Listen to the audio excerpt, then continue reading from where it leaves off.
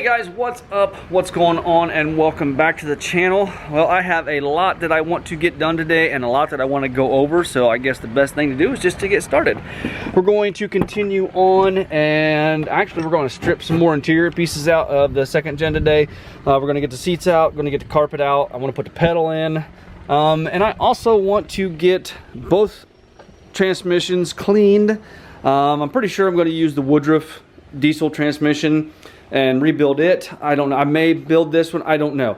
We're going to go back and forth, try and make two out of one. We are going to do a rebuild kit, unless the clutches that are in that Woodruff diesel are phenomenally clean. There's no burning on the steels or anything like that. We may use just use that Woodruff diesel, but it does have, like here on the overdrive housing, it's got a busted stud, so I do want to get the pan off of it today. You can see I got that one draining there, but I want to see what is changed in there, if they've done any of the necessary upgrades as far as the accumulator piston, the servo kits, all that stuff's been changed to billet, and also the your anchor bar. Sorry, I'm not up on all the terminology yet as far as your front band right up here. There's an anchor and a bar in there, and that bar is prone to bending. So we're going to see what upgrades are done inside this housing. That way I know what to order and what to get. I don't think either one of these are billet input shafts, so we're going to have to get one of those ordered. And also we're going to have to get the anteater ordered from Firewall. So first off, I want to get this in the truck and get everything bolted up in there, just to get some of the nuts and bolts that are loose on the floor mat on the driver's side. So like I told you before, everything is the same. They just got this spacer built into it to take up the place of your clutch pedal. So I'm going to go ahead and just put some lube on this. As far as all my bushings look good, I don't know what lubrication really to use, so I'm going to use some brake grease on it and call it a day. Also, if anybody is interested, I still have a set of ARP 2000s. One of them has just a little bit of damage right there, but all threads are good. If anybody is interested if anybody is interested in them, DM me on Instagram. My Instagram will be right here. Alright, like I said, I'm going to use some brake lubricant on them. I really don't know what kind of grease it calls for, but this is heat resistant, so I mean, what better to use than I didn't really want to use just regular old grease, so I thought I would just use, like I said, my brake lube. So I'm just going to take just a little bit, just smear on all the bushings.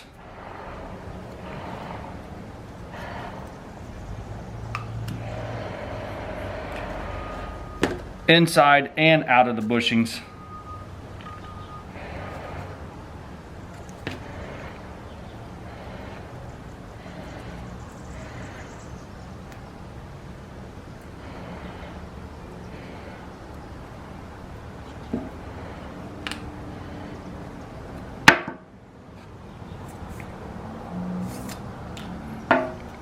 I'll put some on the bushings that are going to go up in the bracket in the truck itself. And then also I'll put some on the pin before I slide it in. So I'm going to try and attempt to do this without getting in the way, so you can see what I'm doing. You can see right up in right there, there's a hole on each side where the pin slides through the bushes and slides through the bracket and holds the pedals in place. Pedal or pedals, depending upon what you do have.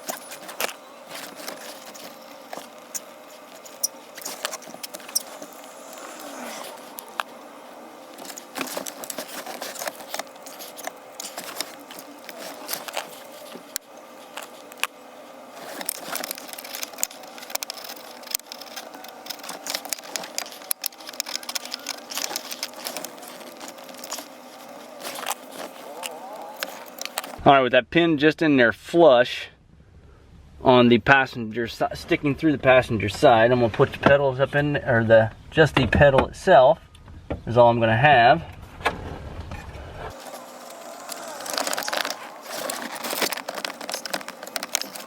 All right, that wasn't as easy as what I thought. I did have to go ahead and remove this from the truck. It was really a pain in the butt to try and get this in there, get that bushing in the side. It was not going in for me. So this is what this assembly looks like outside of the truck. This is where your slave cylinder would be if you do have a standard transmission. Otherwise, there's just a plug in there, and that's all there is. So the assemblies are the same whether it's an automatic or a standard, like I've said in the past. So now we have everything back in and ready to go back in the truck, and I've just had a setback after setback today with unexpected doctor's appointments, phone calls, everything else. So I'm gonna put that back in the truck right now, and as you saw, my fat head got in the way trying to put that stuff together, so I didn't quite get to show you exactly what I wanted to do, but I didn't get to do what I wanted to do either. So anyway, we're gonna get that put back in the truck, and then we're gonna come in here, we're gonna take the pan off of we're gonna call it the black transmission.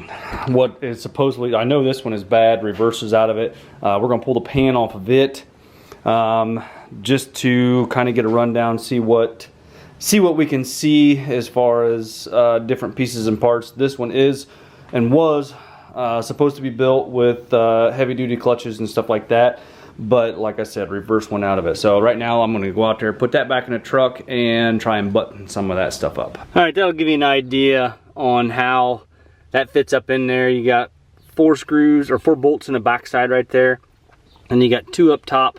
Then you have 2 right here where your column bolts to, and then you have 3 in there where the bottom side of your column mounts to the firewall.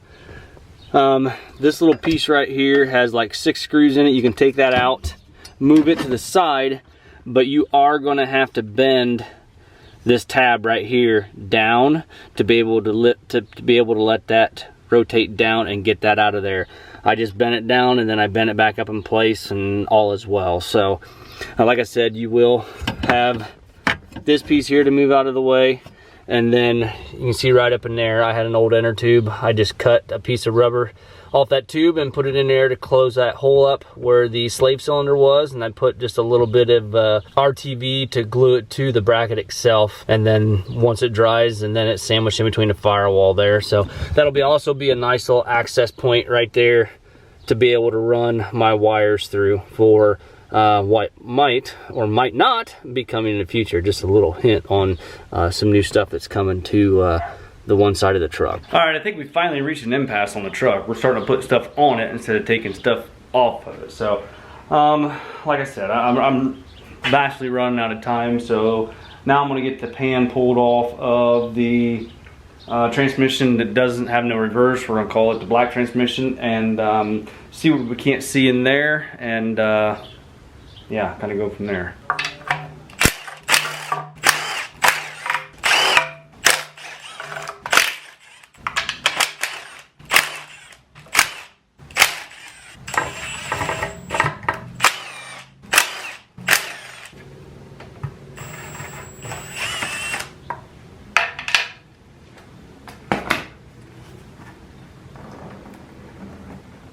Alright, you can see that there is all kinds of crap stuck to the magnet.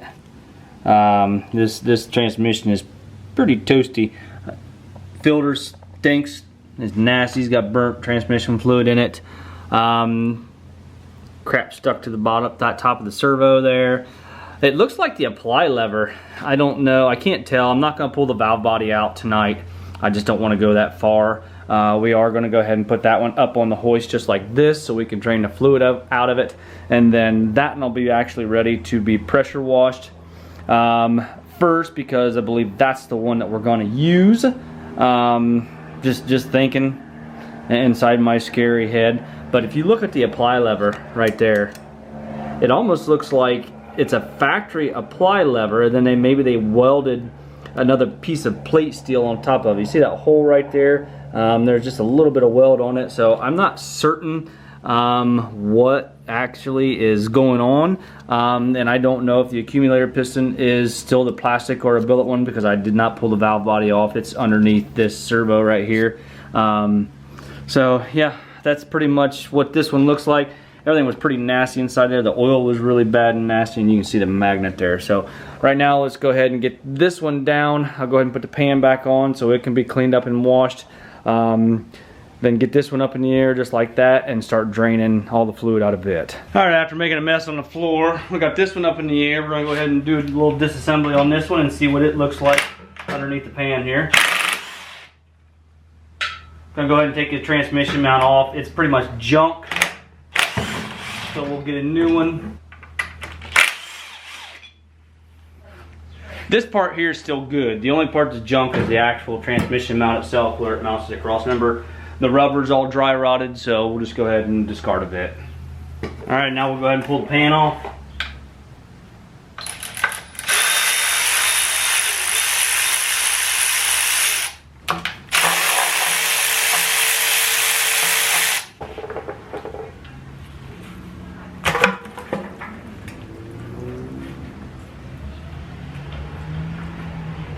Alright, other than having some moisture in there, everything appears to be pretty good inside there as far as no rust because of the moisture in the pan. You can see that milky white substance right there. That's water that has a little bit of water that has mixed with the transmission fluid. All the transmission fluid that come out of the tail shaft was extremely clean, and you can see right there, there's really nothing on the magnet itself. And then if you look at the apply lever inside there, you can kind of see what I'm talking about compared to the other one. If you look right there, you can see on the other one that hole was almost welded shut. So it's almost like somebody appeared, or it looked like it appeared somebody tried to make a heavy duty apply lever. This one right there, it appears to be stock. Again, with this one, I'm not going to pull the valve body out tonight. I want to get everything pressure washed off. But I'll put the pan back on, get everything pressure washed off.